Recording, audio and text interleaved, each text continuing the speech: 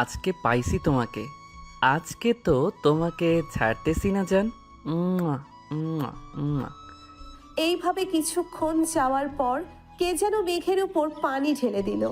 মেঘ ধরফরিয়ে উঠে পড়ল বিছানা থেকে। আশেপাশে তাকিয়ে দেখে তার ছোট বোন দাঁড়িয়ে আছে।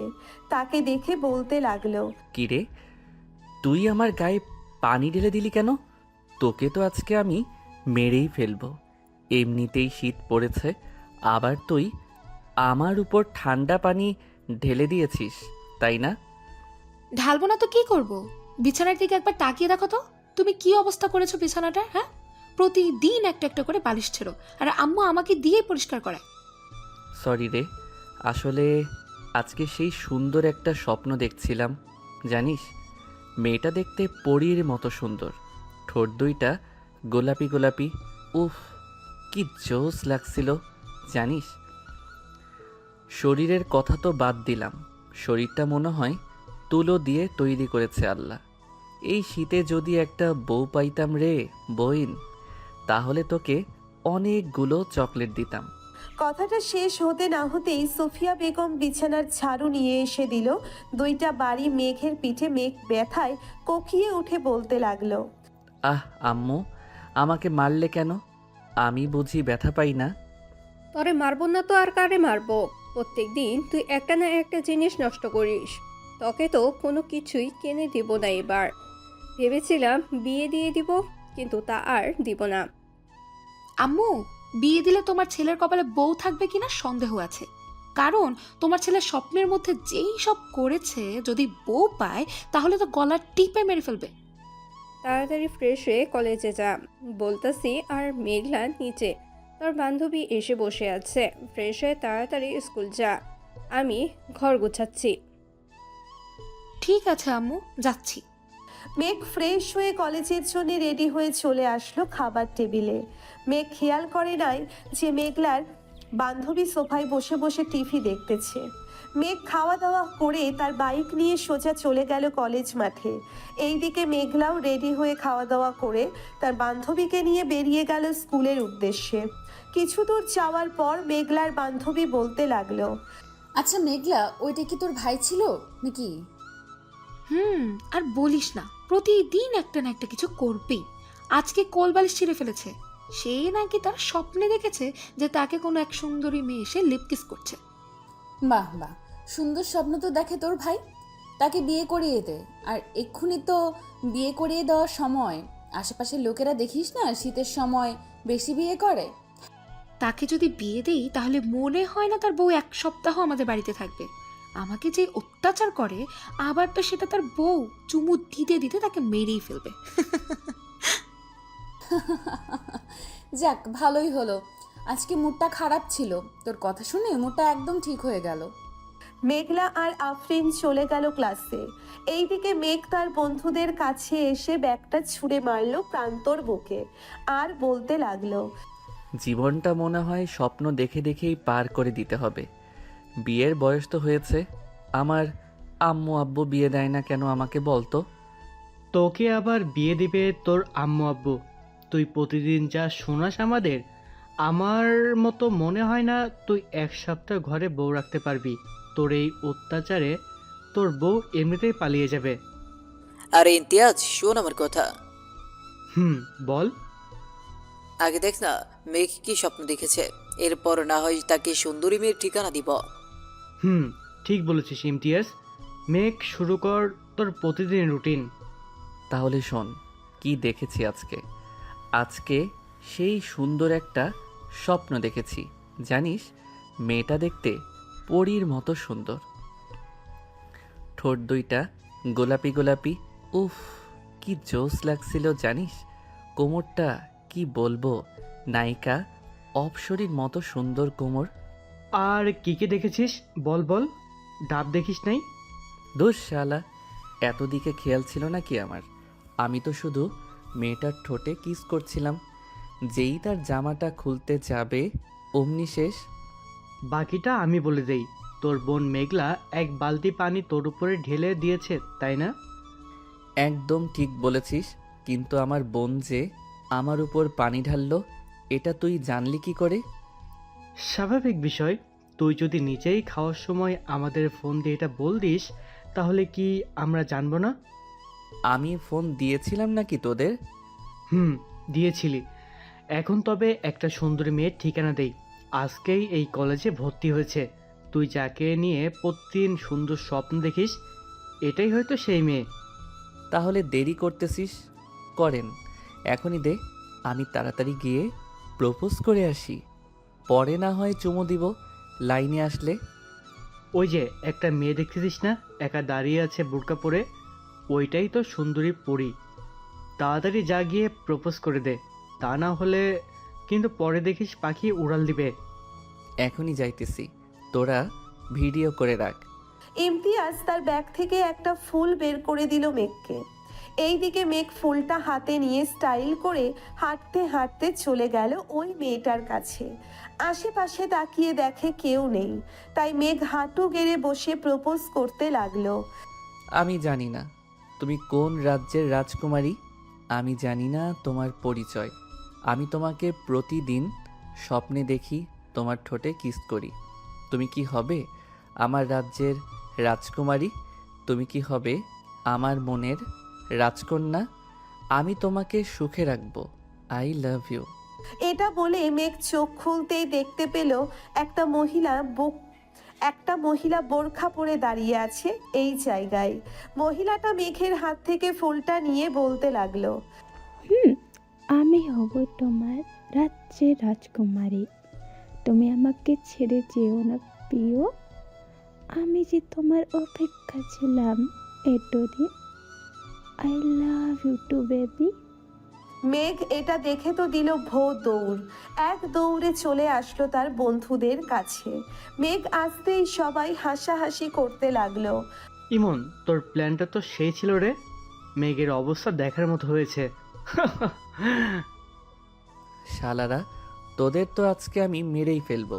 তোরা সব জেনে বুঝে আমার সাথে এমন করেছিস, তাই না রে? আরে শালা, ওইটা তো আমাদের ক্লাসের রিধির মা। আমি কি জানতাম ওইটা রিধির মা হবে? আমি তো দেখেছি রিধি দাঁড়িয়ে ছিল, সবাই কথা বলতেছে। এমন সময় মহিলাটা এসে পিছন থেকে মেঘকে জড়িয়ে ধরে বলল, আমাকে রেখে কোথায় যাচ্ছ আমার আশিক? প্লিজ প্লিজ এখানে দাঁড়াও আশিক। আমি যে তোমাকে খুব ভালোবাসি আশিক। আম্মু গো, আমি আর বিয়ের কথা বলবো না গো, আমাকে বাঁচাও তোমরা কেউ এসে। শালা, তুই এবার তোর রাজকুমারীকে নিয়ে বাসর কর গিয়ে। আন্টি, আপনি ওর সাথে যান, আপনাকে মানাইছে আমার বন্ধুর সাথে। আপনি যে এই বয়সে এত স্মার্ট ছেলের প্রপোজ পাবেন ভাবতেই পারি নাই। যা দুষ্টু ছেলে, আমাকে আন্টি ডাকছো কেন? আমাকে ভাবি ডাকবে ভাবি। চলো আমরা আশিক তোমাকে নিয়ে ঘুরে আসি সাত সমুদ্র তীর নদী। মহিলার কথা শুনে মেঘ তো কান্না করে দেওয়ার মতো অবস্থা। কোনো রকম তার বাইকটা স্টাডি দিয়ে ওইখান থেকে কেটে পড়লো। মেঘ আর এইদিকে হাসাহাসি করতেছে সবাই। যাক, আজকে একটু বেশি মজা পেলাম। চাচি, এই ছেলেটা একটু বউ পাগল তো, তাই আর কি আপনার সাথে এমন করেছে। কিছু মনে করবেন না, আপনাকে তার মা ভেবে এটা বলেছে। ও আচ্ছা, আমি যে ভাবছিলাম আমাকে তোমার গার্লফ্রেন্ড ভেবেছে। কালকে আমার আশিক এর জন্য আবার আসবো। এই কলেজে তোমরা কেউ কিছু বলবে না বলে দিলাম। ঠিক আছে, কেউ কিছু বলল না, আপনি এখন যান। মহিলাটা চলে যেতেই সবাই চলে আসলো। ক্লাসে দুটো ক্লাস করে সবাই বেরিয়ে চলে আসলো মাঠে। চলুন এখন পরিচয় পর্বটা দিয়ে দেওয়া যাক। মেঘ হচ্ছে এই কলেজের টপার। সে একবার মুখে যাই বলে তাই করে দেখায়। এবার ইন্টার সেকেন্ড ইয়ারের ছাত্র সে। তার বন্ধুরাও সেম ক্লাসে পড়ে। এখন আপাতত এইটুকু থাক, বাকিটা আস্তে আস্তে জানতে পারবেন। ধন্যবাদ। চলেন দেখি মেঘ এখন কোথায় আছে। বাইকটা নিয়ে সোজা চলে গেল কলেজের পিছনে। 2 ঘন্টা কাটতেই আবারও চলে আসলো কলেজের ভেতরে। এসে দেখে তার বন্ধুরা গাছ তলায় বসে আছে। তাদের কাছে গিয়ে জিজ্ঞেস করতে লাগলো। কিরে, মহিলাটা চলে গেছে নাকি? যাই নাই তো, তোর জন্য অপেক্ষা করতেছে, হয়তো লেকের পারে। তুই গিয়ে দেখা করে আয়। শালারা, তোরা সব জেনে বুঝে এই কাজ করেছিস, তাই না রে? তোর শালা, আমরা কি জানতাম ওটা রীতির আম্মু হবে? আমরা জানলে তো তোকে কখনোই পাঠাইতাম না। এখন এক কাজ কর, ক্লাস তো করবি না, চল কোথাও থেকে ঘুরে আসি। ঠিক আছে, চল তাহলে যাই। সবাই সবার বাইক নিয়ে চলে গেল নদীর পাড়ে। দুপুর 1টা বাজতেছে, সূর্যটাও উঠেছে। এখন সবাই নদীর পাড়ে বসে আড্ডা দিতেছে। এমন সময় ইমন বলতে লাগলো, মেঘ, সবাই কিছু কিছু করে টাকা দে, একটা বাংলা মদ নিয়ে আসি। আমি এসবে নাই। আমার আব্বু একবার জানতে পারলে আমাকে মেরেই ফেলবে। বাংলা মদ না এনে তাড়াতাড়ি আমার মনের মতো একটা মেয়ে বের কর, তাহলে এই শীতে আমার বিয়েটাও খেতে পারবি। তা তো পারবো, কিন্তু তোর মনের মতো মেয়ে খুঁজে পাবো কি করে? আমাদের একবার বল তো, তোর মনের মতো মেয়ে কিরকম হবে? আমার মনের মতো মেয়ে হবে চিকন, ঠোঁট দুটো গোলাপি গোলাপি, যাতে দেখলেই কামড় দিয়ে নিয়ে আসতে মন চায়। আর আমার থেকে একটু খাটো হলেই চলবে, দেখতে কিন্তু সুন্দরী হতে হবে। শালারা দেখতে তো সুন্দরী হবে, তুই যা যা বলেছিস তাদের মধ্যে ছাড়া এইসব অন্য কারো মধ্যে থাকবে না, তাই না? হুম, চল, খুব ক্ষুধা লাগছে, একটা রেস্টুরেন্ট থেকে কিছু খেয়ে আসি। চল, আজকে মতিন মামার কালাভুনা দিয়ে খেয়ে আসি। শুনেছি কালাভুনাটা সেইভাবে রান্না হয়। হুম, চল।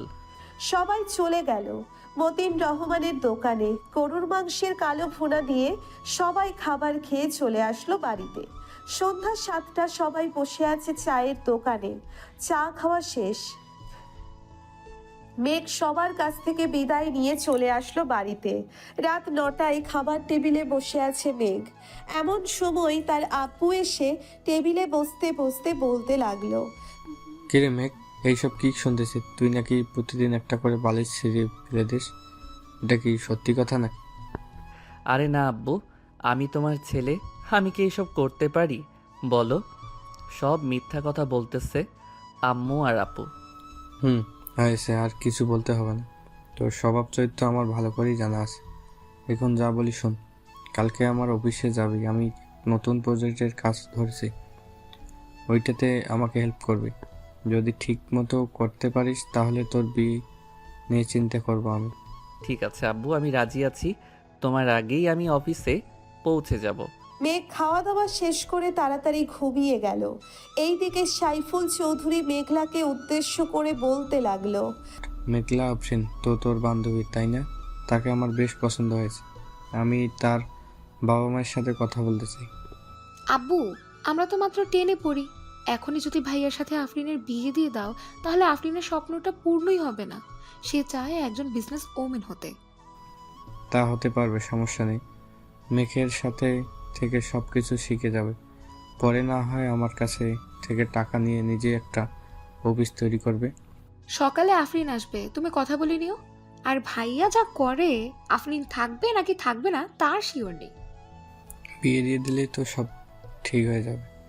এখন তুই গিয়ে ঘুমা, আর আফরিনকে মেসেজ দিয়ে বলে দে যে সকাল 6টার দিকে আসার জন্য। বাকিটা তুই তো বুঝেই গেছিস কী করতে হবে।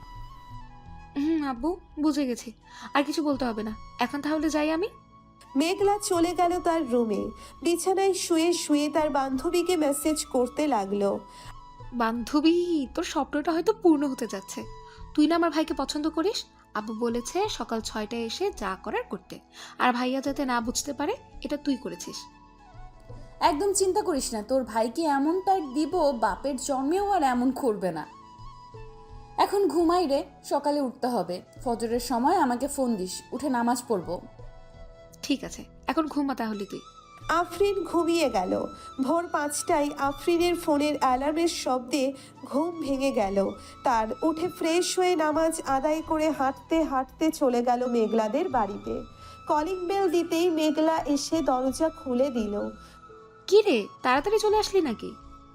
ঘড়ির দিকে তাকিয়ে দেখ, 6টা 15 বাজে। আমাকে আসতে বলেছিল 6টায়।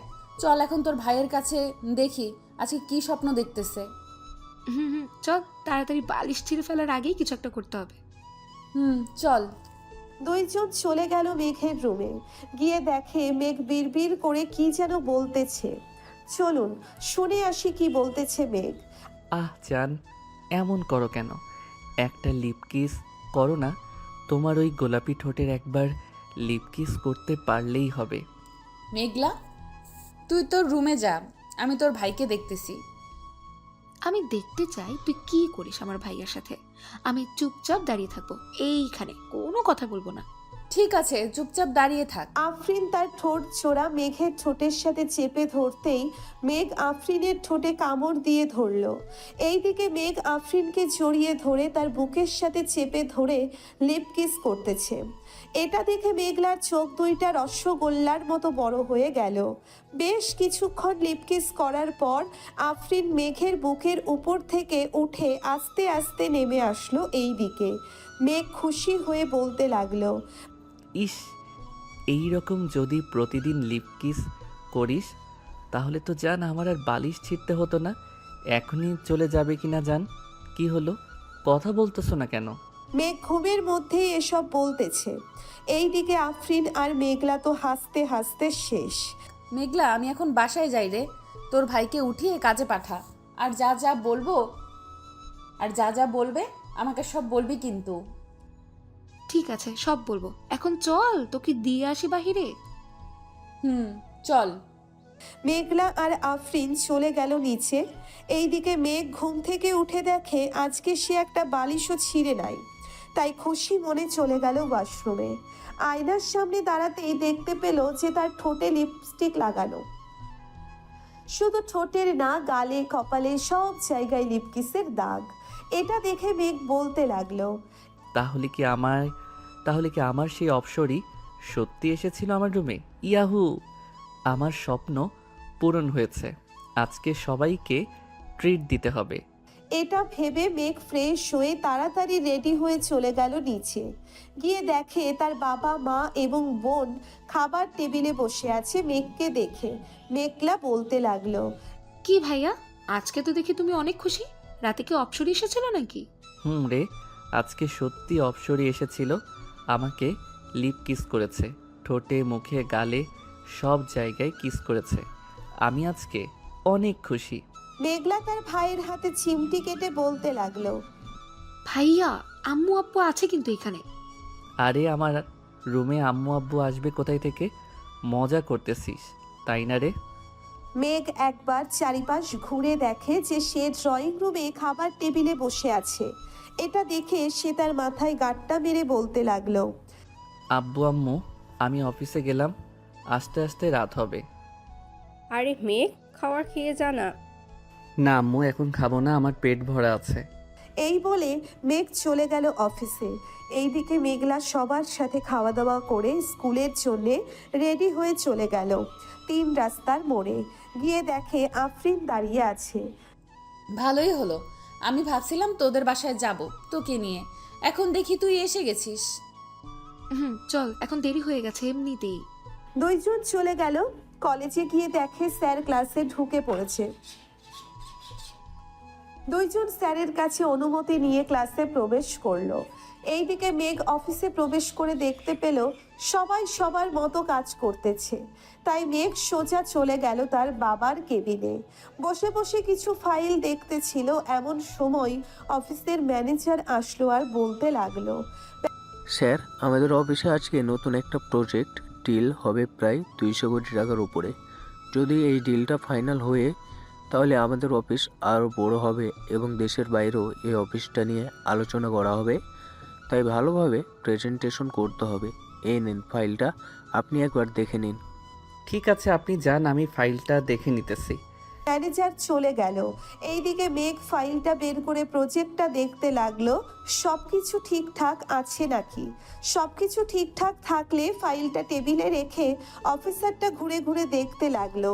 কিছুক্ষণ ঘোরাঘুরি করার পর আবারও চলে আসলো তার বাবার কেবিনে। এসে দেখে তার বাবা চলে এসেছে। মেঘ, সব কিছু দেখে নিয়েছিস তো? ভালো করে প্রেজেন্টেশন করিস যাতে প্রজেক্টটা আমাদের হাতেই থাকে, অন্য কারো হাতে না যায়। ইনশাল্লাহ আব্বু, তুমি কোনো চিন্তা করো না, এই প্রজেক্টটা আমরাই পাবো। তা ওরা কখন আসবে? এই তো আর 10 মিনিটের মধ্যে চলে আসবে। চল আমরা মিটিং রুমে গিয়ে বসে পড়ি। হুম, চলো আব্বু, যাই তাহলে। সাইফুল এবং মেঘ চলে আসলো মিটিং রুমে। বেশ কিছুক্ষণ পর কয়েকজন বিদেশি ক্লায়েন্ট আসলো। তাদের সাথে মিটিং করতেছে মেঘ। এইদিকে সাইফুল চৌধুরী বসে বসে দেখতে লাগলো মেঘ কি করতেছে। 1 ঘন্টা যেতেই মিটিংটা শেষ হয়ে গেল। বিদেশি ক্লায়েন্টরা মেঘকে উদ্দেশ্য করে বলতে লাগলো, Mr. Meg Choudhury, we really like your project. We want to give you this project. Take this. There is a 100 crores taka here.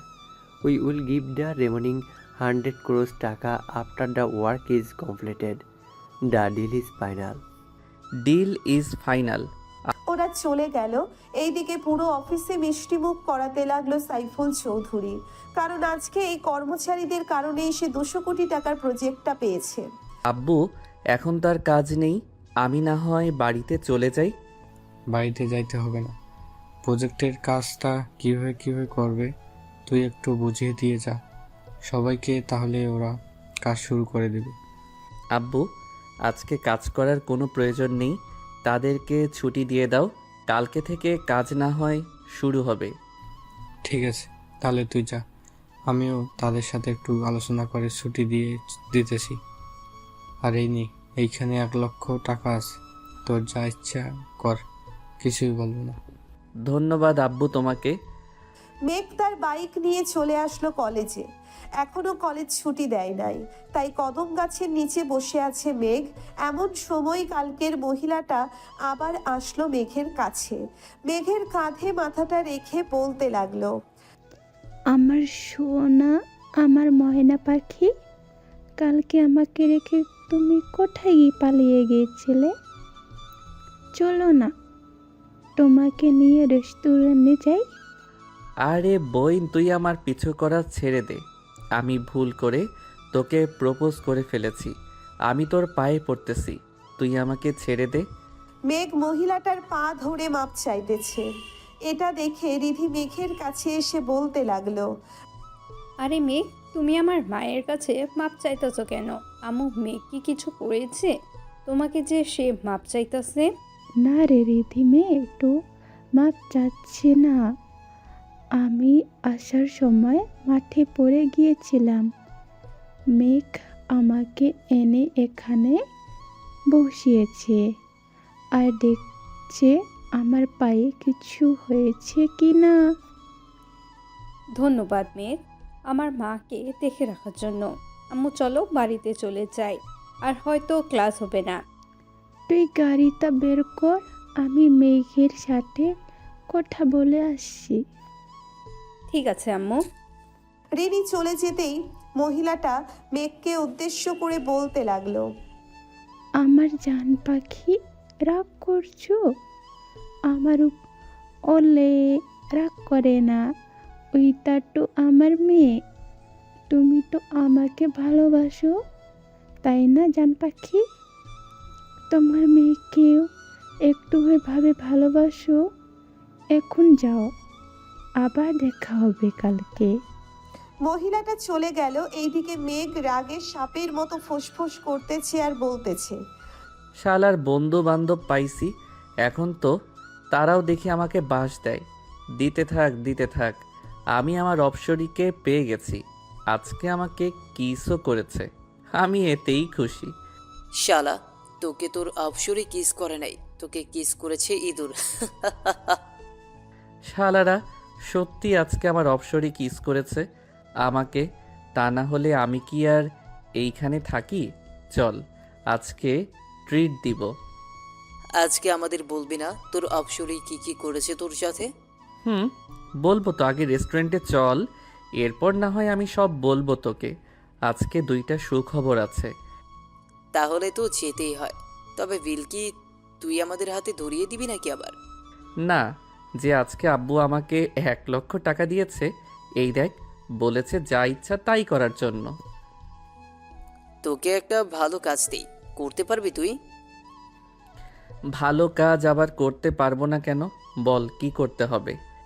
আমাদের এলাকায় এতিমখানা আছে, ওইখানে প্রায় সব শিশু এতিম।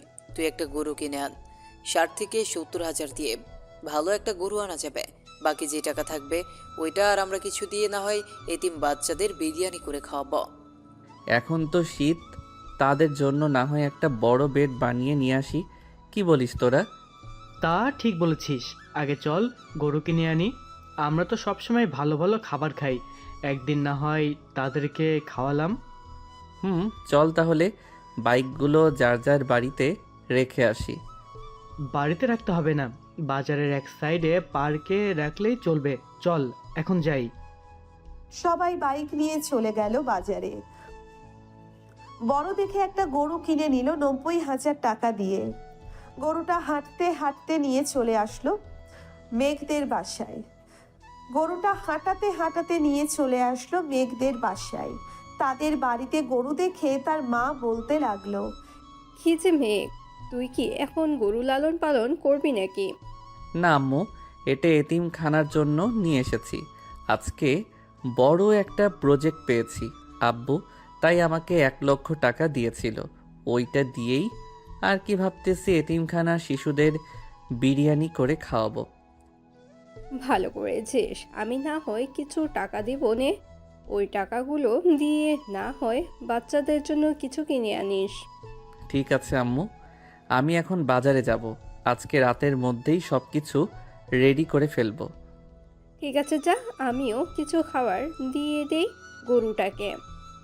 এই বলে সুফিয়া বেগম চলে গেল ঘরে। এইদিকে মেঘ তার দিকে বন্ধুদের নিয়ে চলে আসলো মাদ্রাসায়। মেঘকে দেখে হুজুর খুশি হয়ে গেল, কারণ মেঘ প্রতি মাসে বাচ্চাদের জন্য কিছু না কিছু দেয়। আসসালামু আলাইকুম হুজুর। ওয়ালাইকুম আসসালাম মেঘ, কেমন আছো? আর এই সন্ধ্যাবেলায় আসলে যে? আলহামদুলিল্লাহ ভালো আছি হুজুর। আমি এই মাদ্রাসার সকলকে বিরিয়ানি খাওয়াতে চাই, তাই একটা গরু কিনে এনেছি। এখন তো শীতকাল, তাই বাচ্চাদের জন্য জামা কাপড় আর বেডের ব্যবস্থা করতে চাচ্ছিলাম। আপনি কি বলেন? বেড তো তোমার আব্বু দিয়েছে, এখন আর কিছু লাগবে না। মাদ্রাসার সকলের এক কালার ড্রেস যদি পারো তাহলে বানিয়ে দাও, তাতেই চলবে। ঠিক আছে, কালকেই সবার মাপ নিয়ে যাবে দর্জি। এখন যাই তাহলে হুজুর। মেঘ চলে গেল বাজারে, যা যা লাগবে সব কিছু কিনে নিয়ে চলে আসলো বাসায়। এই রাতে খাওয়া দাওয়া করে রুমে বসে আছে এমন সময় মেঘলা প্রবেশ করলো মেঘের কেবিনে। মেঘলাকে দেখে মেঘ বলতে লাগলো, কিছু বলবে নাকি? ভাইয়া, অপসরের চেহারাটা দেখেছো নাকি? দেখে থাকলে বলো, আমি দেখি সেরকম মেয়ে পাই কিনা। তার মুখ তো আমি দেখি নাই, তবে আমি আন্দাজ করতে পারতেছি যে তার ডান গালে ছোট্ট একটা তিল আছে আর ঠোঁটের নিচে ছোট্ট একটা তিল আছে। ইয়াহু, তার মানে আমি পেয়ে গেছি তোমার অপসরীকে। আর চিন্তার কোনো কারণ নেই, তুমি নিশ্চিন্তে থাকতে পারো। তোমার অপসরী তোমার কাছেই আছে, সে প্রতিদিন আসবে, এটা বলে দিলাম কিন্তু। তাহলে তো ভালোই হলো। অপসরীর ঠোঁটজোড়া অনেক মিষ্টি রে, যা বলে বোঝাতে পারবো না। আচ্ছা, তো তুমি মাদ্রাসার জন্য বিরিয়ানি কবে তৈরি করবে? কালকে তো শুক্রবার, কালকেই করবে নাকি? হ্যাঁ, কালকে করব। কেন, কোনো সমস্যা নাকি? না, কোনো সমস্যা নেই। এখন আমি ঘুমোতে যাই, গরু জবাই করার সময় আমাকে ডাক দিও। মেঘলা চলে গেল তার কেবিনে, গিয়ে ঘুমিয়ে পড়ল। রাত প্রায় 3টে, এমন সময় কলিং বেল বেজে উঠল। এত রাতে বেল বাজতে দেখে সাইফুল তার স্ত্রীকে উদ্দেশ্য করে বলতে লাগলো, কি ব্যাপার, এত রাতে কে এসেছে আমাদের বাড়িতে? আমিও তো জানি না কে এসেছে, চলো তো নিচে গিয়ে দেখি। কি ব্যাপার, তোমরা এত রাতে এখানে এসেছো যে? আঙ্কেল, মেঘ আমাদের আসতে বলেছে, তাই তো এসেছে। কিরে মেঘ, এত রাতে ওদের আসতে বললি কেন? কোনো দরকার আছে না? আব্বু, গরুটা এখনই জবাই করব, তাই ওদের ডেকে এনেছি। এই তোরা যা, গিয়ে ফ্রেশ হয়ে নে, আমি বাইকটা নিয়ে হুজুরকে ডেকে আনতেছি। তাদের আর যেতে হবে না, এখন আমি উঠে গেছি, আমি যাইতেছি। তুই এক কাজ কর, গরুটা যেইখানে জবাই করবি ওইখানে জায়গাটা পরিষ্কার করে নে। ঠিক আছে আব্বু। সবাই সবার কাজে লেগে পড়লো। এইদিকে মেঘলাও ঘুম থেকে উঠে গেছে, মেঘের সাথে মেঘলাও কাজ করতেছে। এটা দেখে সুফিয়া বেগম বলতে লাগলো, মেঘলা, তুই গিয়ে ঘুমা, শীত পড়েছে, অনেক বাতাস, এর জন্য থাকতে হবে না। আমার কিছুই হবে না আম্মু, তোমরা কাজ করো, আমি তোমাদের জন্য চা আর কফি বানিয়ে নিয়ে আসছি। ঠিক আছে, যা তাহলে। মেঘলা চলে গেল। এইদিকে সকাল 7টার আগেই সবাই সবার কাজ শেষ করে ফেললো। বাবুর্চিদের খবর দিতেই ওরাও চলে আসলো। বাবা, এখানে তো মনে হচ্ছে 4 মণের উপরে গোস্ত আছে। এখন পুরোটাই রান্না করব নাকি রেখে দেব কিছুটা? আপনার অনুমান করে পুরোটাই বিরিয়ানি করে ফেলেন। ঠিক আছে বাবা। 12টার মধ্যে সকল রান্না শেষ করে ফেললো। এইদিকে বাড়ির মহিলারা প্যাকেট করতেছে সকল খাবার, যাতে প্রত্যেক বাড়িতে 2-3টে করে দেওয়া যায়। নামাজ শেষ করেই সবাইকে সব দিয়ে দিল। এইদিকে মেঘ খাবার খেয়ে তার বন্ধুদের সাথে কিছুক্ষণ আড্ডা দিয়ে চলে গেল তার রুমে। বিছানায় শুয়ে পড়তেই তার ঘুম চলে আসলো। এইদিকে আফরিন বসে আছে মেঘলার রুমে। মেঘলা, আমি তোর ভাইয়ার রুমে চাইতেছি। কেউ যদি জিজ্ঞাসা করে তাহলে বলবি তোর রুমে ঘুমাচ্ছি। এখন ভাইয়ের রুমে গিয়ে কি করবি তুই? ভাইয়া তো ঘুমোচ্ছে মনে হচ্ছে। ঘুমাক, তাকে জ্বালানোর জন্যই তো যাইতেছি আমি। আফরিন চলে গেল। মেঘের রুমে গিয়ে দেখে মেঘ একটা কোলবালিশকে জড়িয়ে ধরে ঘুমাচ্ছে। এটা দেখে আফরিন আস্তে আস্তে কোলবালিশটা মেঘের কাছ থেকে নিয়ে সোফায় রেখে আফরিন শুয়ে পড়ল মেঘের সাথে। এইদিকে মেঘ সুন্দর একটা গন্ধ পেল। আফরিনের শরীর থেকে গন্ধটা তার নাকে যেতেই বলতে লাগলো, আমার অপসরি, তুমি এসেছো। আমাকে একটু জড়িয়ে ধরো অপসরি। আমি তোমার ওই ঠোঁটের মৃদু স্বাদটা নিতে চাই। আফরিন কোনো কথা না বলেই মেঘের বুকে মাথা রেখে ঘুমিয়ে গেল। দেখতে দেখতে সন্ধ্যা হয়ে আসলো। আজানের শব্দ কানে আসতেই আফরিনের ঘুম ভেঙে গেল।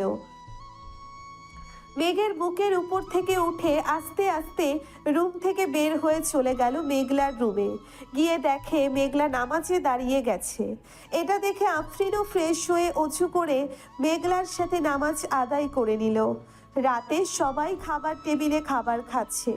এমন সময় আফরিন খাবার টেবিলে এসে বসতেই মেঘ আফরিনের দিকে তাকিয়ে বলতে লাগলো, আম্মু, এটাই তো আমার স্বপ্নের অপসরি। আমি এই মেয়েকেই বিয়ে করতে চাই। কানের নিচে মারবো 2টা। এত পিচ্ছি মেয়েকে তুই বিয়ে করলে তোকে পুলিশ ধরবে। ধরলে ধরবে, আমি আমার অপসরিকে হারাতে চাই না। আমাকে 1 মাসের মধ্যে এই মেয়ের সাথে বিয়ে দিবে, তা না হলে কিন্তু আমি এই বাড়ি ছেড়ে চলে যাব। তুই বাড়ি ছেড়ে চলে গেলে কারো কিছু যাই আসে না। এখন চুপচাপ খাওয়া দাওয়া করে ঘুমাতে যা। ঠিক আছে আব্বু, যাইতেছি। মেঘ খাওয়া দাওয়া করে চলে গেল তার রুমে। বিছানায় শুয়ে আছে এমন সময় তার ফোনটা বেজে উঠল। তাকিয়ে দেখে ইমন ফোন দিয়েছে। কলটা রিসিভ করতেই ওই পাশ থেকে বলতে লাগলো, কিরে, তোর অপসরিকে তো তোর বাড়িতে দিয়ে আসলাম। এখন না হয় বাইরে একটু আড্ডা দিই। ঘরের ভিতরে মেয়ে মানুষের মতো বসে থাকলে চলবে নাকি? ধন্যবাদ দোস্ত, আমার অপসরিকে আমার কাছে দেওয়ার জন্য। এর জন্যেই তো বলি আজকে আমার বুক এত ভারী ভারী লাগছিল কেন। মনে হয় আমার অপসরি আমার বুকের উপর ঘুমিয়েছিল। দেখ, তোর ফোনে পিক পাঠাইছি যখন তোরা দুইজনকে জড়িয়ে ধরে ঘুমোচ্ছিলে।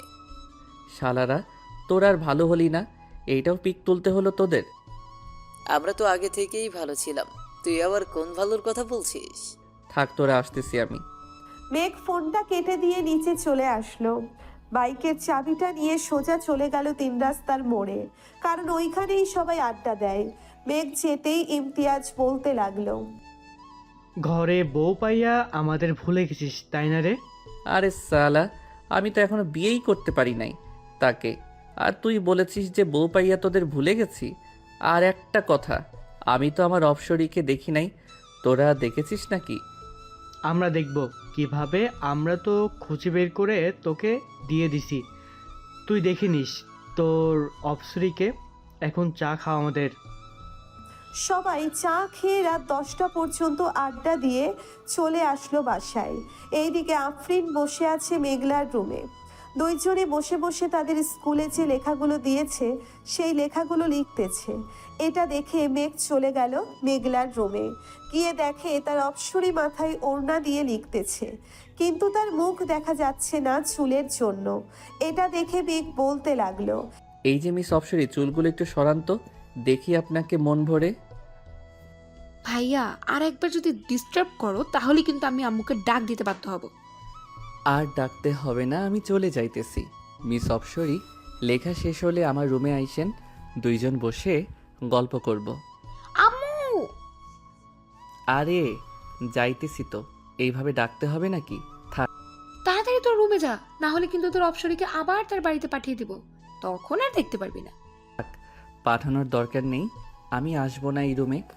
এই বলে মেঘ চলে গেল তার রুমে। বিছানায় শুয়ে শুয়ে গেম খেলতেছে আর বলতেছে, আমার অপসরীকে আমার কাছ থেকে কেড়ে নিবে ওরা, তা কি করে হয়?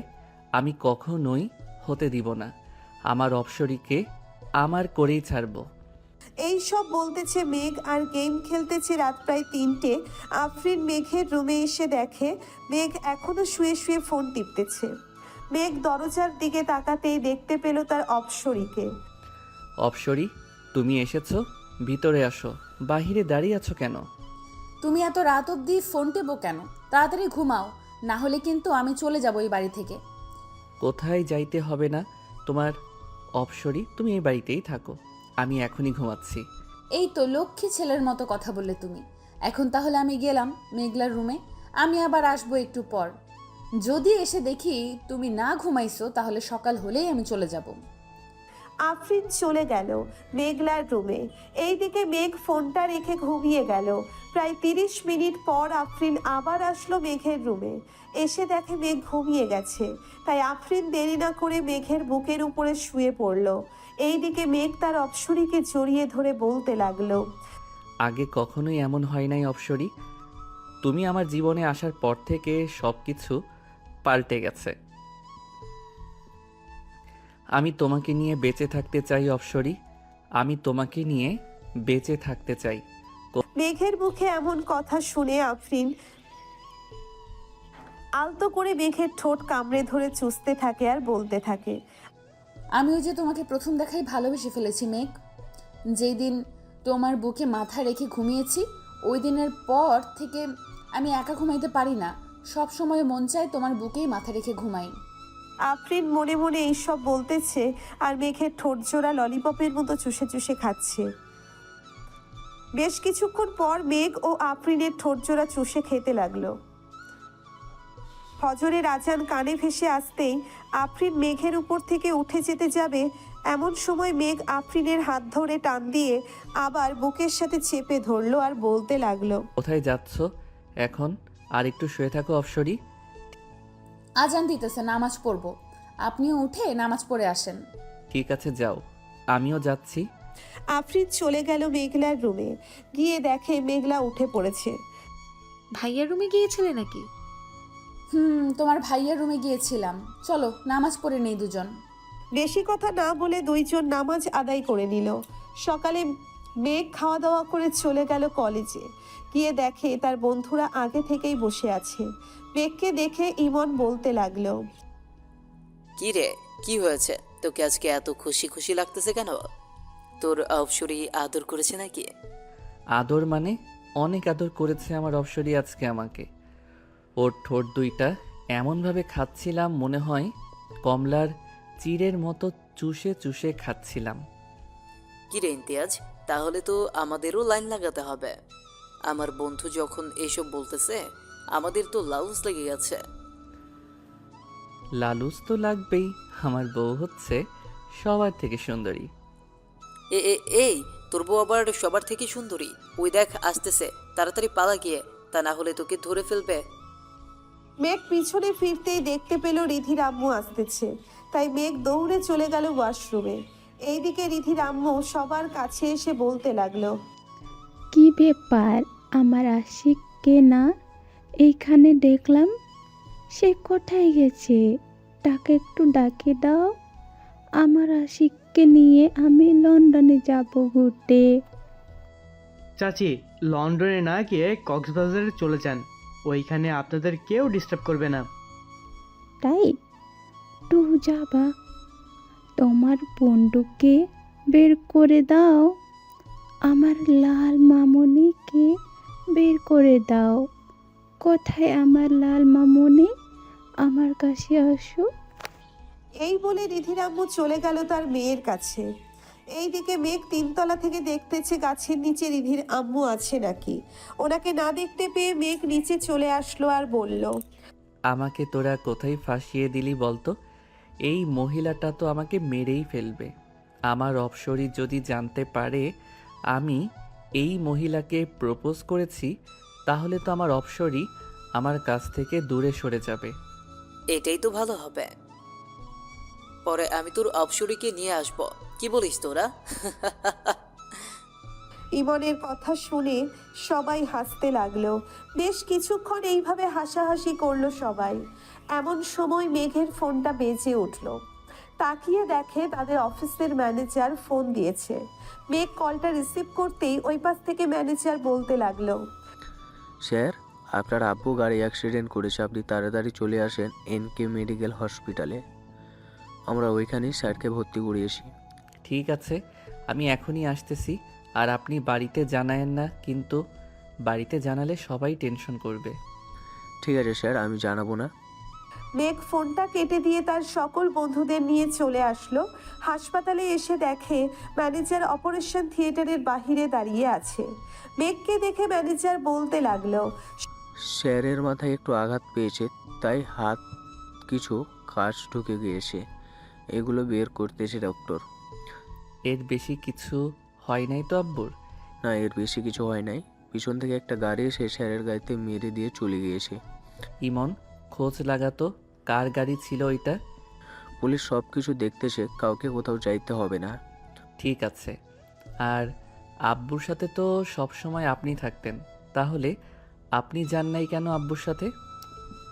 আমিও যাওয়ার জন্য গাড়িতে উঠছিলাম, পরে স্যার বলতেছে ভুলে ফাইলটা তার কেবিনে ফেলে এসেছে। আমি এইটা নিয়ে এসে দেখি স্যার চলে গিয়েছে। পরে ফোন দিতেই জানতে পারি যে স্যারের অ্যাক্সিডেন্ট হয়েছে। ও আচ্ছা। সবাই কথা বলতেছে এমন সময় ডাক্তার অপারেশন থিয়েটারের ভিতরে থেকে বের হয়ে বলতে লাগলো, তেমন বেশি আঘাত পায় নাই। আমরা ওনাকে ড্রেসিং করে দিয়েছি আর কিছু ওষুধ দিয়েছি, ওইগুলো খাইলেই ইনশাল্লাহ ঠিক হয়ে যাবে। আব্বুকে কি আজকেই বাড়ি নিয়ে যাইতে পারবো নাকি এইখানে রাখবেন কয়েকদিন? তেমন বেশি আঘাত পায় নাই, তাই এখানে রেখে কি করবেন? তার চেয়ে বাড়িতে নিয়ে যান, সবার সেবা যত্ন পেয়ে তাড়াতাড়ি সুস্থ হয়ে উঠবে। ঠিক আছে স্যার। ম্যানেজার আঙ্কেল, আপনি হাসপাতালের বিলটা দিয়ে অফিসে চলে যান। আর যদি কোনো কিছু দরকার হয় তাহলে আমাকে ফোন দিবেন, আমি গিয়ে সমাধান করে আসব। স্যার, আজকে একটা মিটিং ছিল, এই মিটিং তো স্যার করতে পারে নাই। আমি ওনাদেরকে জানিয়ে দিয়েছি, ওনারা বলেছে কালকে মিটিং করবে সকাল 10টায়। আপনি চলে আসেন। ঠিক আছে, এখন তাহলে আমি যাই। মেঘ তার আব্বুকে নিয়ে চলে আসলো বাড়িতে। কলিং বেল দিতেই মেঘলা এসে দরজা খুলে দিল। তার বাবার এমন অবস্থা দেখে কান্না করে দিল মেঘলা। এটা দেখে সাইফুল বলতে লাগলো, আরে মেঘলা, কান্না করছিস কেন? আমার তো কিছু হয়নি, সামান্য একটু ব্যথা পেয়েছি। তোমাকে বারণ করে সত্ত্বেও তুমি কেন অসুস্থ শরীর নিয়ে অফিসে গেছো ভাইয়া? কে বললে বুঝি ভাইয়া যাইতে পারতো না? তোমাকে বারণ করা সত্ত্বেও তুমি কেন অসুস্থ শরীর নিয়ে অফিসে গেছো ভাইয়া? কেউ বললে বুঝি ভাইয়া যেতে পারতো না? যাইতে তো পারতো, কিন্তু মিটিংটা আমার করার কথা ছিল, তাই তো তোর ভাইকে যাইতে দেয়নি। এখন তো আমি অসুস্থ, সব কিছু তোর ভাইকেই দেখতে হবে। মেঘ, আমাকে রুমে দিয়ে আয়। আব্বু চলো। মেঘ তার আব্বুকে রুমে দিয়ে আসলো। বিকাল 5টায় মেঘ চলে আসলো। অফিসে এসে দেখে সবাই এক জায়গায় দাঁড়িয়ে আছে। এটা দেখে মেঘ বলতে লাগলো, কি ব্যাপার, তোমরা এখানে দাঁড়িয়ে আছো কেন? কোনো সমস্যা হয়েছে? আমার কি? স্যার, আমাদের একজন কর্মী মারা গিয়েছে, ওনাকে আমরা বাঁচাতে পাই নাই। কিভাবে মারা গিয়েছে আর তোমরা কোথায় ছিলে সবাই? এতগুলো মানুষের মধ্যে থেকে একজন মানুষ মারা যায় কিভাবে? স্যার, আমরা আমাদের কাজ করছিলাম, পরে দেখতে পাই আব্দুল্লার শরীরে কারেন্টের শক লেগেছে।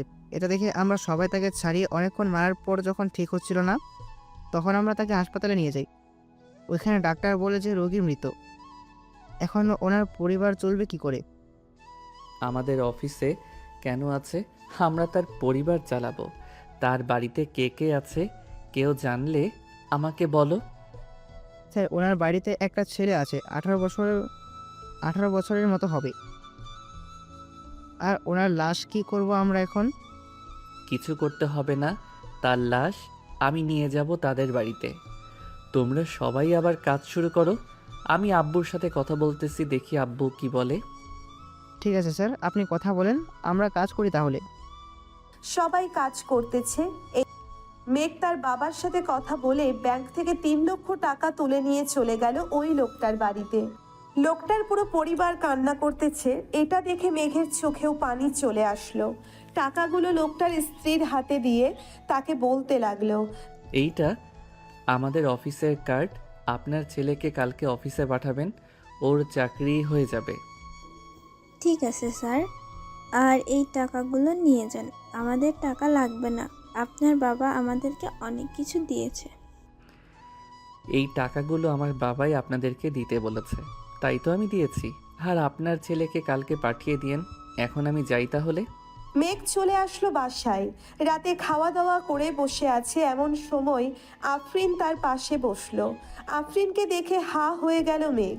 এইদিকে আফরিন মেঘের এমন হাঁ করে তাকিয়ে থাকা দেখে বলতে লাগলো, এইভাবে যদি হা করে আমার দিকে তাকিয়ে থাকেন তাহলে তো আপনার মুখে হাতে ঢুকে যাবে। আফরিনের কথা শুনে মেঘ তার মুখটা বন্ধ করে ফেললো। সবাই বসে আছে, কথা বলতেছে। এমন সময় সাইফুল বলতে লাগলো, আফরিন, তোমাদের পরীক্ষা শেষ হবে কবে? আমাদের পরীক্ষা তো সামনের মাসে শুরু হবে, শেষ হবে এর পরের মাসে। হঠাৎ এই কথা জিজ্ঞেস করলেন যে? আমার ছেলের অবস্থা তো দিন দিন খারাপ হয়ে যাচ্ছে, তাই তোমাদের পরীক্ষার পর 2 পরিবার মিলে বিয়ে দিয়ে দেবো। ও আচ্ছা, মেঘলা চলো আমরা ঘরে যাই, আমাদের পড়া আছে। চলো। মেঘ, আমি তো অফিসে যাইতে পারবো না, এখন থেকে তোকে অফিস দেখাশোনা করতে হবে। কলেজে তো যাস আর আসিস, কলেজে না গেলে চল কিছুদিন, আমি সুস্থ হলে এরপর না হয় কলেজ যাস। ঠিক আছে আব্বু, তোমরা থাকো তাহলে, আমি ঘুমাতে গেলাম। সকালে আবার মিটিং আছে, ওইটা নিয়ে কথা বলতে হবে ক্লায়েন্টের সাথে। যা। আর এই নেই পেন ড্রাইভ, এটার ভিতরে সব কিছুই আছে। কাজটা কিভাবে বুঝতে হবে তুই একবার দেখলে আশা করি বুঝে যাবে, আমাকে আর বোঝাতে হবে না। আব্বু। মেঘ চলে গেল তার রুমে। গিয়ে দেখে আফরিন বসে আছে। মেঘকে দেখে এক সাইডে গিয়ে বসে পড়ল আফরিন। মেঘ একবার আফরিনের দিকে তাকিয়ে তার ল্যাপটপটা নিয়ে বসে বসে কাজটা দেখতে লাগলো। এইদিকে আফরিন এক পলকে তাকিয়ে আছে মেঘের দিকে। এটা মেঘ খেয়াল করে, তাই আফরিনের উদ্দেশ্য করে বলতে থাকে, কিছু বলবে নাকি এইভাবে তাকিয়ে আছো যে? আমি আপনার কোলে বসতে চাই, আপনি কাজ করবেন আর আমি দেখব। ঠিক আছে, আগে দরজাটা বন্ধ করে আসো, এরপর না হয় বইসো। আফরিন দরজাটা বন্ধ করে এসে মেঘের কোলে বসে পড়ল। এইদিকে মেঘ আফরিনকে জড়িয়ে ধরে কাজ করতেছে। এটা আর আফরিন বারবার মেঘের ঠোঁটে, গালে, কপালে কিস করতেছে। এই তোমার এই দুইটা এত ছোট কেন? ছোট থাকবে না তো বড় থাকবে নাকি? আমি নিজেই তো ছোট মানুষ, আবার আমার জিনিস বড় হবে কি করে? একবার বিয়েটা হতে দাও, দেখবে সুর করে বড় হয়ে যাবে। যা দুষ্টু কোথাকার, আমার বুঝি লজ্জা করে না এসব শুনে? ওরে আমার লজ্জাবতী রে, যখন আমি ধরবো তখন লজ্জা করবে না বুঝি? জানি না, তুমি থাকো, আমি গেলাম মেঘলার রুমে। এইখানে চুপচাপ বসে থাকো, কোনো কথা বলবে না। আচ্ছা। আফরিন আর কোনো কথা বলল না। মেঘ তার কাজ শেষ করে আফরিনকে নিয়ে শুয়ে পড়ল। আফরিনের পেটে সুরসুরি দিতেই আফরিন লাফ দিয়ে উঠে পড়ল আর বলতে লাগলো, তোমার সাথে থাকা যাবে না, তুমি অনেক দুষ্টুমি করো, আমি গেলাম। আর দুষ্টুমি করব না, এখন তো শুয়ে থাকো। আর দুষ্টুমি করবে না বলে দিলাম। মেঘ আফরিনকে জড়িয়ে ধরে ঘুমিয়ে গেল। সকাল 9টায় ঘুম ভাঙলো মেঘের। উঠে ফ্রেশ হয়ে খাওয়া দাওয়া করে যেই অফিসের দিকে রওনা দিতে যাবে, এমন সময় পেছন থেকে মেঘলা বলতে লাগলো, ভাইয়া, আমাদেরকে একটা স্কুলের সামনে নামিয়ে দিতে পারবি? তাড়াতাড়ি আয়, আবার 10টায় মিটিং আছে, যাইতে হবে ওইখানে। মেঘ আফরিন এবং মেঘলাকে স্কুলের সামনে নামিয়ে দিয়ে চলেছে। গেল অফিসে, গিয়ে দেখে ক্লায়েন্টরা চলে এসেছে।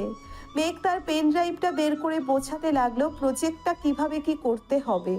বোঝানো শেষ করে মেঘ চলে গেল তার আব্বুর কেবিনে বসে বসে কাজ করতেছে।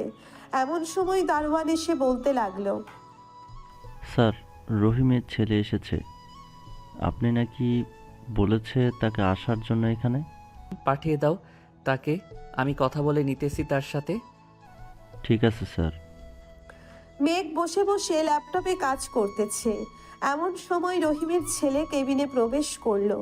তাকে দেখে মেঘ হাসি খুশি ভাবে বলতে লাগলো, ভিতরে আসো তামিম, এইখানে বসো। স্যার, আমাকে একটা কাজ দিবেন বলেছিলেন, তাই এসেছিলাম। আব্বু তো আর নেই, এখন তো পরিবারটা আমাকেই দেখতে হবে। হুম, তা তো দেখতেই হবে তামিম, তুমি কোনো চিন্তা করো না। যখন যা লাগবে আমাকে বা আব্বুকে বলবে, তাহলে দিয়ে দিবে আব্বু। এই অফিসটা তৈরির সময় থেকে তোমার আব্বু কাজ করে এসেছে, এখন আল্লাহ তাকে নিয়ে গেছে। দোয়া করি তাকে জান্নাতবাসী করুক, আমিন। তা তুমি এইসব কাজ পারো তো? স্যার, পারি। আব্বু আমাকে সব কিছু শিখিয়ে দিয়েছে। আগে মাঝে মধ্যে আসতাম আব্বুর খাবার নিয়ে, তখন একটু আধটু শিখেছে। তাহলে আজ থেকে তোমার আব্বু যে মেশিনগুলো চালাইতো ওইগুলো তুমি চালাবে এখন থেকে। ঠিক আছে স্যার, তাহলে আমি আজ থেকেই কাজে লেগে পড়ি। আচ্ছা যাও তাহলে, আর সাবধানে কাজ করবে কিন্তু। তুমি একা একা কিছু করতে যেও না, এইখানে অনেক লোক আছে, ওদের ডাক দিবে। ঠিক আছে স্যার। তামিম চলে গেল তার কাজে। এইদিকে মেঘ তার কাজ শেষ করে চলে আসলো। বাসায় এসে দেখে আফরিনের আম্মু আব্বু এসে বসে আছে। তাদের দেখে মেঘ সালাম দিল। আসসালামু আলাইকুম, কেমন আছেন? ওয়ালাইকুম আসসালাম, আলহামদুলিল্লাহ ভালো আছি। তুমি কেমন আছো মেঘ? আমিও আলহামদুলিল্লাহ ভালো আছি। আপনারা বসেন, আমি ফ্রেশ হয়ে আসতেছি। মেঘ চলে গেল তার রুমে। ফ্রেশ হয়ে চলে আসলো, নিচে এসে দেখে সবাই বসে আছে। মেঘও তাদের সাথে বসে পড়ল। মেঘ, আমি চাইছিলাম তোমাদের বিয়েটা দিয়ে দেওয়ার জন্য, এখন তুমি কি বলো? আঙ্কেল, আফরিনের পরীক্ষা শেষ হোক, এরপর না হয় বিয়ে করব। আর তো কয়েকটা দিন রয়েছে, আমিও না হয় অফিসের কাজটা বুঝে নেই। সাইফুল, তুই কি বলিস? আফরিন তো সারাদিন তোদের বাসায় থাকে, আশেপাশে মানুষ তো জানিস কেমন সমালোচনা করে। ঠিক আছে, তাহলে আজকে কাজে ডেকে বিয়ে পড়িয়ে দিই। আফরিন, এর পরীক্ষা শেষ হলে না হয় অনুষ্ঠান করব। এখন তুই যা বলবি আমি তাই করব। ছোট থেকে তো তুই যা বলছিস আমি তাই করছি। ঠিক আছে, তাহলে আজকে রাতেই কাজে ডেকে বিয়ে করে দিই। সবাই কথা বলতেছে, এইদিকে মেঘ তাদের মাঝখান থেকে উঠে চলে আসলো ছাদে। আকাশের দিকে তাকিয়ে ভাবতে লাগলো সেই রাতগুলোর কথা। এখন তো তার অপসরই তার সাথেই থাকবে, এখন তো তার অপসরই তার সাথেই থাকবে। এই সব ভাবতেছে এমন সময় পেছন থেকে কে যেন মেঘকে জড়িয়ে ধরলো আর বলতে লাগলো, আমার অনেক দিনের ইচ্ছা আজ পূর্ণ হবে। আমি তোমাকে অনেক ভালোবাসি মেঘ।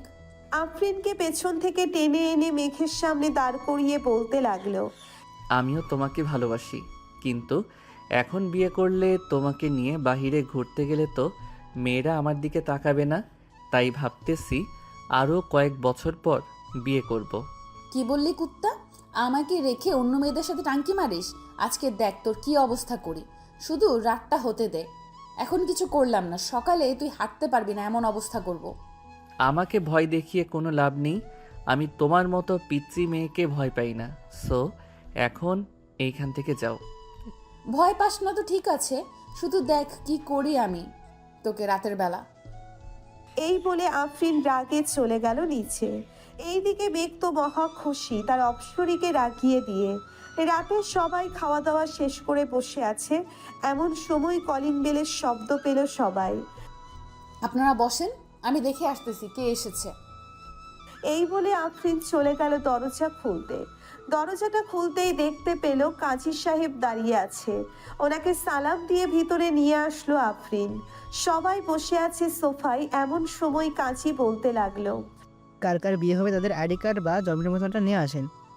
কাজী সাহেব, মেয়ের বয়সটা একটু কম, আপনি বিয়ে পড়িয়ে দিয়ে যান। যদি কোনো সমস্যা হয় আমি দেখে নেব। দেখুন, এটা তো আইনগত অপরাধ, মেয়ের বয়স 18 না হলে বিয়ে দেওয়া। আচ্ছা আপনি আনেন, সব কিছু আমি দেখে নিচ্ছি। সবকিছু নিয়ে দিতেই কাজী সাহেব তার খাতায় যা যা লেখার দরকার তা লিখে নিল। কিছুক্ষণের মধ্যে সকল নিয়মকানুন মেনে মেঘ তার আফরিনের বিয়েটা হয়ে গেল।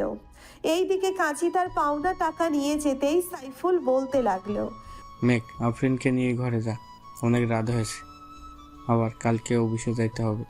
ঠিক আছে আব্বু, যাইতেছি। আফরিন আর মেঘ চলে আসলো রুমে। এইদিকে মেঘ বিছানায় বসতেই আফরিন বলতে লাগলো, দাঁড়িয়ে কথা বলতে হবে কেন? সোজা হয়ে দাঁড়াও, তোমার সাথে আমার কথা আছে। বসে কথা বলো, তাহলেই তো হয়। আমি বসে বসে কথা বলতে পারি না, দাঁড়িয়ে কথা বলো। মেঘ দাঁড়াতেই আফরিন বিছানায় ঝাড়ু দিয়ে মেঘকে পিটাতে লাগলো আর বলতে লাগলো, ঘরে এত সুন্দর একটা বউ থাকতে তুই অন্য মেয়েদের দিকে তাকাস, আজকে তোর চোখ তুলে নিব। এই বলে আফরিন মেঘকে জোরে জোরে পিটাতে লাগলো। মেঘের চিৎকার শুনে নিচ থেকে সবাই দৌড়ে চলে আসলো উপরে। মেঘের দরজার সামনে দাঁড়িয়ে মেঘলা বলতে লাগলো, কি হয়েছে ভাবি? ভাইয়া চিৎকার করছে কেন? তোমার ভাইয়ার মাথায় ভূত চাপছে, সে নাকি অন্য মেয়ের কাছে যাবে, তাই একটু নেল পলিশ লাগাচ্ছিলাম। ও আচ্ছা। আব্বু আম্মু চলো চলো নিচে যাই, ভাবি ভাইয়াকে সাইজ করুক। ভাইয়া কিছুদিন ধরে দেখছি একটা মেয়ের পেছনে ঘুরছে। তাহলে তো আমারও যাওয়া দরকার। বৌমা এমনভাবে মারবে যাতে কালকে আর বিছনা থেকে উঠবে না পারে। যদি সকালে ডাক্তারের প্রয়োজন হয় তাহলে ডাক্তার ডেকে আনবো। ঠিক আছে আব্বু, আপনারা যান, আমি আপনার ছেলেকে এমনভাবে সাইজ করব যাতে আর কোনো দিন কোনো মেয়ের দিকে না তাকাতে পারে। সবাই চলে গেল নিচে।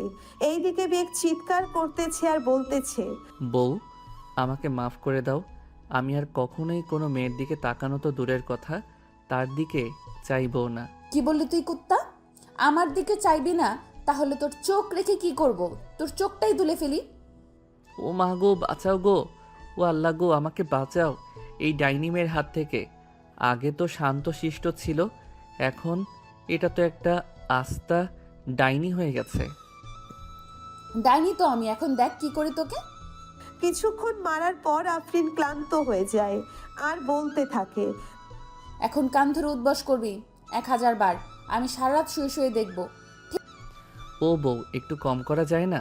আমি আর কখনোই এমন করব না, বললাম তো তোমাকে। ঠিক আছে, তুই যখন এটা বলতেছিস তাহলে তোর কথা মেনে নিলাম। যা, 200 বার কান ধরে উদ্বাস করবি, পরে কি করতে হবে আমি বলতেছি। এরপরেও আরও কাজ করতে হবে? জি মহারাজ, এরপরও কাজ করতে হবে। এখন তাড়াতাড়ি উঠবস করতে থাকেন তো। মেঘ উঠবোস করতে লাগলো। 200 বার কান ধরে উঠবোস করতে করতে তার হাঁটু যেন খুলে পড়ে যাবে এমন অবস্থা। কান ধরে উঠবোস করা শেষ হতেই কোনো রকম বিছানায় গিয়ে বসলো আর বলতে লাগলো, ওই অপসরি, এখন তো মাফ করো আমাকে, আমি যাই এখন ছাদে। কোথাও যাইতে হবে না, এখানে চুপচাপ বসেন, আমি নিচ থেকে আপনার জন্য খাবার নিয়ে আসতেছি। এতক্ষণ মারার পর হয়তো আপনার পেটের খাবার হজম হয়ে গেছে, আবার তো কান ধরে উদ্বস করেছেন, এতে তো আরো বেশি। এই বলে আফরিন চলে গেল। নিচে গিয়ে দেখে মেঘলা একলা একলা মুভি দেখতেছে আর চিপস খাচ্ছে। মেঘলাকে দেখে আফরিন বলতে লাগলো, কি ব্যাপার, তুমি এখনো জেগে আছো যে? ঘুমাবে না নাকি? ঘুমাবো তো, মুভিটা শেষ হলেই ঘুমোতে চলে যাব। তার আগে আমাকে একটা কথা বলো, ভাইয়ার কি অবস্থা? সকালে কি অ্যাম্বুলেন্স আনতে হবে? না না, এমনিতেই ঠিক হয়ে যাবে। এখন খাবার খাওয়াবো আর একটু পর আদর করব, তাহলেই দেখবে সকালে তোমার ভাইকে না আমাকে হসপিটালে নিতে হবে। আপনি কি কম আছেন নাকি ভাইয়ার থেকে? আপনিও দেখিয়ে দিবেন আপনার শরীরেরও পাওয়ার আছে। কিরে, তুই আমাকে আপনি করে বলতেছিস কেন? আমি না তোর বেস্ট ফ্রেন্ড, তুই করে বলবি? তুই কি আর আমার বেস্ট ফ্রেন্ড আছিস? এখন তো আমার ভাবি হয়ে গেছিস, সেই হিসেবে তুই আমার বড়, আমি তোকে আপনি করেই বলবো। দিব কানের নিচে একটা। চল খাবার গরম করে আনি, তোরও হয়তো ক্ষুধা লেগেছে। এখন তো রাত বড়, মনে হয় যেমন 2-3 দিন চলে গেছে। আমারও এমনই মনে হয়। আচ্ছা চলো খাবার গরম করে ভাইয়াকে দিয়ে আসি। দুইজন চলে গেল রান্নাঘরে।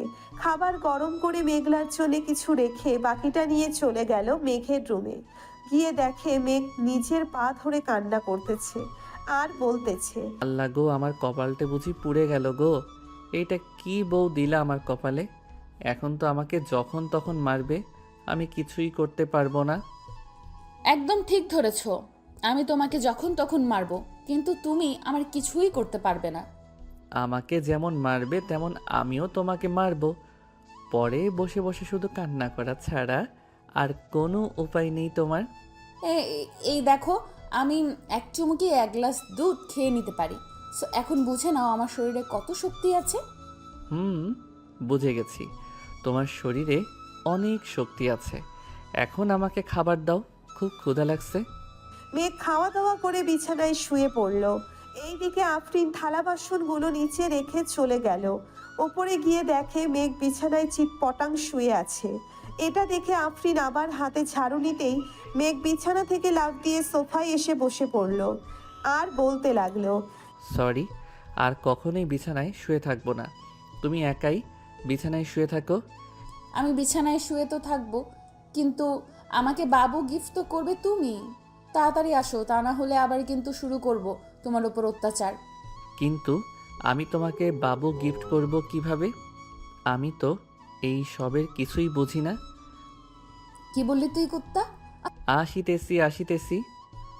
মেঘ বিছানায় যেতেই আফরিন মেঘের ঠোঁট জোড়া তার দখল করে নিয়ে যেইভাবে পারছে ওইভাবেই চুষে চুষে খাচ্ছে।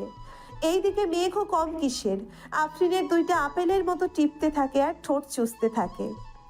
এইদিকে আফরিন ব্যথায় কোকিয়ে উঠে বলতে লাগলো, কি করতেছো? আস্তে টেপো, ব্যথা পাই তো। ব্যথা তো পাবেই, ছোট ছোট আপেলের মতো জিনিস তোমার ভালোভাবে ধরতেও পারি না। এটাই অনেক আমার জন্য। এখন যদি তোমার আরো বড় লাগে তাহলে বড় করে নাও, বাধা দিছে কে? এইদিকে মেঘ আফরিনের ঠোঁট চুষতেছে আর আস্তে আস্তে হাত দিয়ে আফরিনের জামা খুলতেছে। বেশ কিছুক্ষণ ঠোঁট চষার পর আফরিনের শরীরে চুমু খেতে লাগলো। এইদিকে আফরিন কেঁপে কেঁপে উঠতেছে। বেশ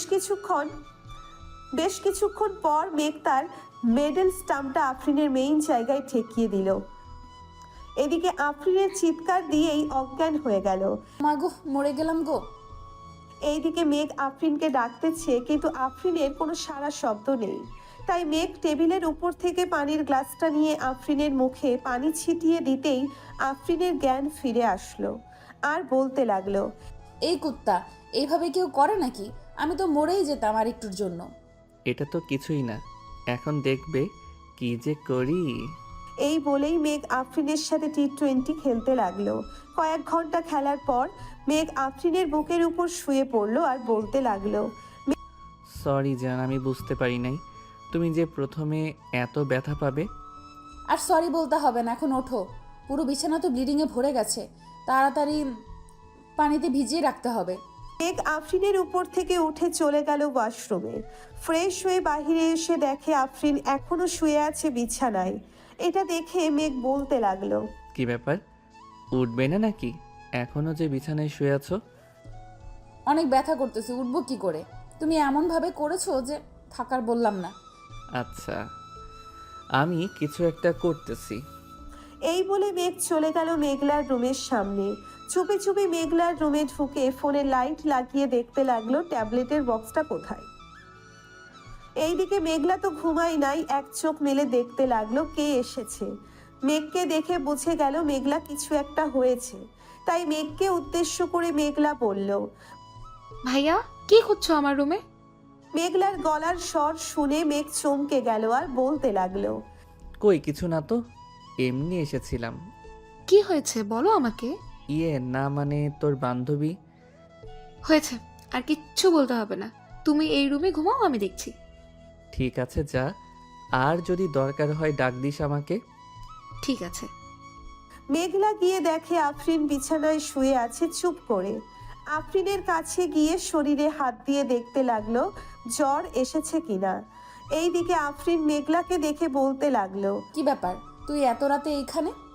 কি হয়েছে আমাকে বল, আমি দেখছি। অনেক ব্যথা করতেছে রে, তাই তোর ভাইকে পাঠিয়েছিলাম ব্যথার ট্যাবলেট আনতে। এখন তোর ভাইয়া তো আসলো না। পিরিয়ড হয়েছে নাকি? না, ওইগুলো হয়েছে, বুঝে গেছি। আর কিচ্ছু বলতে হবে না, একটু ওয়েট কর, আমি আনছি এক্ষুনি।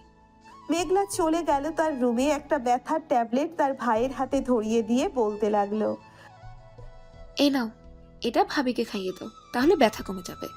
ঠিক আছে, তুই ঘুমা তাহলে। মেঘ চলে গেল তার রুমে। আফরিনকে ঔষধটা খাইয়ে দিয়ে শুয়ে পড়ল তার পাশে। সকাল 10টায় মেঘ ঘুম থেকে উঠে চলে আসলো নিচে, এসে দেখে সবাই বসে আছে আর কি নিয়ে যেন আলোচনা করতেছে। মেঘকে দেখে তার বাবা বলতে লাগলো, মেঘ, ওরা হচ্ছে আমার বিজনেস পার্টনার, বাইরের দেশ থেকে এসেছে। এখন এদের সাথে একটু মিটিং করতেছি, তুইও বসে শুন। ঠিক আছে আব্বু। মেঘও বসে শুনতে লাগলো। মিটিং শেষ হতেই সবাই চলে গেল। এইদিকে মেঘ খাওয়া দাওয়া করে চলে আসলো অফিসে।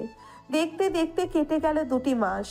সন্ধ্যা 7টায় মেঘ অফিস থেকে বাড়ি ফিরতেই আফরিন বলতে লাগলো, মেঘ, অনেক দিন তো হলো বাইরে গিয়ে ফুচকা খাওয়া হয় না, চলো বাইরে গিয়ে ফুচকা খেয়ে আসি। আচ্ছা, তুমি আর মেঘলা রেডি হয়ে নাও, আমি এখনই আসতেছি ফ্রেশ হয়ে। ঠিক আছে। মেঘ চলে গেল ফ্রেশ হতে। ফ্রেশ হয়ে নিচে আসতেই দেখতে পেল 2জন কালো বোরখা পরে বসে আছে সোফায়। 2জনকেই পুরোই অপসরী লাগতেছে। মেঘ তাদের 2জনের কিছুক্ষণ প্রশংসা করে নিয়ে চলে আসলো বাহিরে। যেই গাড়িতে উঠতে যাবে এমন সময় আফরিন বলল, এখন আর গাড়ি নিতে হবে না, আজকে না হয় আমরা রিক্সা দিয়ে যাই। ঠিক আছে, চলো তাহলে। মেঘ একটা রিক্সা ডেকে 3জন চলে আসলো আর পার্কে। এইখানে সবাই জোড়ায় জোড়ায় বসে আছে। কিছুক্ষণ ঘোরাঘুরি করে 3জন ফুচকা খেয়ে চলে আসলো বাসায়। রাতে খাওয়া দাওয়া করতেছে এমন সময় সাইফুল বলতে লাগলো, মেঘ, সামনের শুক্রবার তোদের বিয়ে রেডি থাকিস তোরা। ঠিক আছে আব্বু, আমাদের তো শপিং করা আগেই শেষ, এখন তো আর কিছুই করতে হবে না, তাই না? এখন আর কিছুই করতে হবে না। কালকে অফিসে গিয়ে একটি ডিল ফাইনাল করে আসিস তো। কয়েক মাস আগে যে আমরা 200 কোটি টাকার ডিল ফাইনাল করেছিলাম, ওরা এসেছে। এবার আরও ভালো মানের কালেকশনগুলো দেখাবে। আব্বু, তুমি চিন্তা করো না, এখন তো অফিস আমি দেখতেছি, সব কিছু আমি করব। তুমি শুধু বলে দিবে কবে কার সাথে ডিল করতে হবে। ঠিক আছে, এখন তাহলে যা রুম। মেঘ চলে গেল রুমে। বেশ কিছুক্ষণ পর আফরিন 2টা দুধের গ্লাস হাতে নিয়ে চলে আসলো উপরে। একটা মেঘকে দিল আর একটা নিজেই খেয়ে নিল। রাত প্রায় 12টা। 2জন গল্প করতেছে শুয়ে শুয়ে। এমন সময় আফরিন বলতে লাগলো, আমাদের তো একবার বাসর হয়েছে, আর একবার বাসর হবে, তাই না? এইবার দেখবে তোমাকে একটা বেবি উপহার দিয়েই ছাড়বো, মনে যেন থাকে। দেখা যাবে কি করতে পারো তুমি। এখন তাহলে ঘুমাও। 2জন ঘুমিয়ে গেল। সবাই 7টা মেঘ উঠে সকাল 7টা মেঘ উঠে ফ্রেশ হয়ে খাওয়া দাওয়া করে চলে গেল অফিসে। কয়েকটা ফাইল গুছিয়ে নিয়ে দেখতেছে এমন সময় মেঘের ফোনটা বেজে উঠল। তাকিয়ে দেখে তাদের অফিসের ম্যানেজার ফোন দিয়েছে। কলটা রিসিভ করতেই ওই পাশ থেকে বলতে লাগলো, স্যার, বিদেশি ক্লায়েন্টরা এসেছে এবং কি করব তাদের? আমার কেবিনে পাঠিয়ে দাও, আমি কেবিনেই আছি। ঠিক আছে স্যার, পাঠিয়ে দিতেছি। মেঘ বিদেশি ক্লায়েন্টের সাথে কথাবার্তা বলে 5 বছরের একটা ডিল ফাইনাল করে নিল। দেখতে দেখতে কেটে গেল 6 দিন। 2 বাড়িতে বিয়ের আয়োজন, মানুষ ভর্তি 2 বাড়িতেই। মেঘের হলুদ সন্ধ্যা শেষ হতেই মেঘদের বাড়ি দেখে কয়েকজন চলে গেল আফরিনদের বাড়িতে। ওইখানে হলুদ সন্ধ্যা শেষ হয়ে গেল। রাত পেরিয়ে সকাল হতে বিয়ের আয়োজন, রান্নাবান্নার দিকে খেয়াল রাখতেছে আফরিনের চাচা। দুপুর 12টায় মেঘ রেডি হয়ে বসে আছে তার বন্ধুদের অপেক্ষায়, কখন আসবে তারা। কিছুক্ষণ পর সবাই চলে আসলো। মেঘকে দাঁড়িয়ে থাকতে দেখে বলতে লাগলো, কিরে, এইখানে দাঁড়িয়ে আছিস কেন? চল বিয়ে বাড়িতে যাই, সবাই তো চলে গেছে। বিয়ে বাড়িতে তো যাব, নামাজটা আগে পড়ে আসি চলো। আফরিনদের বাড়ি তো কাছেই, 5 মিনিট সময় লাগবে যাইতে।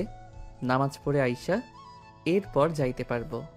সবাই চলে গেল মসজিদে নামাজ আদায় করে চলে আসলো বাসায়। মেঘের সকল বন্ধু বান্ধব বসে আছে গাড়িতে। মেঘ যেতেই ইমন বলতে লাগলো, সবাই শোন, এবার কিন্তু মামাকে প্রোটেকশন দেওয়া যাবে না। এটা নিয়ে মামার কিন্তু দ্বিতীয়বার বাসর হবে। এখন সবাই ঠিক করে নেই কি দেওয়া যায়। আরে, এটা রাতে দেওয়া যাবে, এক্ষুনি এত তাড়াহুড়ো করছিস কেন? আগে বিয়েটা খেয়ে নেই, এরপর না হয় দেওয়া যাবে। শালা বিয়ে করে একটা। সবাই হাসাহাসি করতে করতে চলে আসলো বিয়ে বাড়িতে। গেট ধরে দাঁড়িয়ে আছে মেঘের সকল শালীরা। এইদিকে 2 তলার বারান্দায় আফরিন মেঘকে নামিয়ে গেটের সামনে আসতেই আফরিন লেজার লাইট দিয়ে বুঝিয়ে দিল যাতে কোনো মেয়েদের দিকে না তাকায়। মেঘও তাকালো না। খাওয়া দাওয়া শেষ করে আগের সকল নিয়ম মেনে আফরিনকে নিয়ে চলে আসলো বাসায়। দুজন এর আগে বিয়ে করিয়ে দিয়েছে, তাই আর কাজই ডাকে নাই। রাতে সবাই বসে আছে ছাদে। এমন সময় আফরিন আসলো আর বলতে লাগলো, তোমার তো আমাদের গিফট দাও নাই। তোমরা তো আমাদের গিফট দাও নাই, আমাদের গিফট দাও। ভাবি, এটা কিন্তু ঠিক না। আপনি আয়েশা গিফট চাইতেছেন, আমরা কিন্তু দিব না। ঠিক আছে, তাহলে তোমাদের গিফট তোমাদের কাছে রাখো, আমার জামাইকে দিয়ে দাও। রাত তো 1টা বাজে, বাসর তো করতে হবে, তাই না? এই বলে আফরিন মেঘকে টানতে টানতে নিয়ে চলে আসলো বাসর ঘরে। দরজাটা লাগিয়ে দিয়ে দুইজন অজু করে 2 রাকাত নফল নামাজ পড়ে নিল। আফরিন নামাজ আদায় করে খাটের উপরে বসে আছে। বেশ কিছুক্ষণ পর মেঘ আফরিনের পাশে গিয়ে বসলো আর বলতে লাগলো, বউ, ও বউ, আজকে আদর করলে হয় না নাকি? আদর করবি না মানে? তোর আদর করতেই হবে। এখন শুরু করবি। রাত বাজে এখন 1টা 35, ভোর 4টা 45-এ আদর শেষ করে উঠবি। ঠিক আছে, প্রস্তুত হও তুমি। আমি কিন্তু আজকে তোমার ওই আপেলগুলোতে অনেক কামড় দিব। আমি রেডি আছি, যা ইচ্ছা করতে পারো, করো। মেঘ আফরিনের শাড়ি খুলে ফেলে দিল নিচে। ঠোঁটে কিস করতে করতে নামতে লাগলো নিচের দিকে। বুকের কাছে এসেই আফরিনের আপেলগুলোতে কামড় দিতে লাগলো। এইদিকে আফরিন ব্যথায় কোকিয়ে উঠে বলল, ওই কুত্তা, কামড়ও দিবি আবার জোরে জোরে টিপতেও থাকবি। আমার বুঝি ব্যথা করে না? ব্যথা করার জন্যই তো বাসর করব আজকে। এই বলে মেঘ আফরিনের শরীরের যেখানে সেখানে কামড় দিতেছে আর চুমু দিতেছে। বেশ কিছুক্ষণ এমন করার পর মেঘ চলে গেল মেইন জায়গায়। মেঘের মেডেল স্টাম্পটা সেট করে আফরিনকে কোলে তুলে নিয়ে আদর করতে লাগলো। এইদিকে আফরিন চিৎকার করতেছে, কিন্তু মেঘের থামার কোনো নাম নেই। মেঘ তার কাজ চালিয়ে যাইতেছে। দুইজন রোম্যান্স করতে থাকুক, এখন আমরা বিদায় নিই। আজকের গল্পটা এই পর্যন্তই। আবারও দেখা হবে নতুন কোনো গল্পে। ধন্যবাদ।